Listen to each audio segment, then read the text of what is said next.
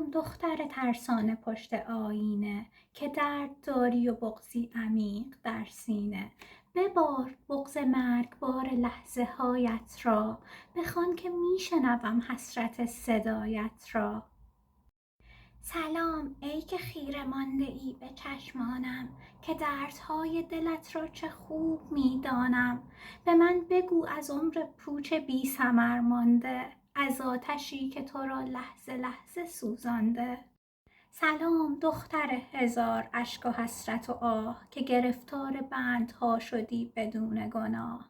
در این شب ابدی از طلوع ماه بگو، برای خستگی من ز تکیهگاه بگو. برایم از رهایی و امید حرف بزن، به مشت محکم غم آینه ها را بشکن.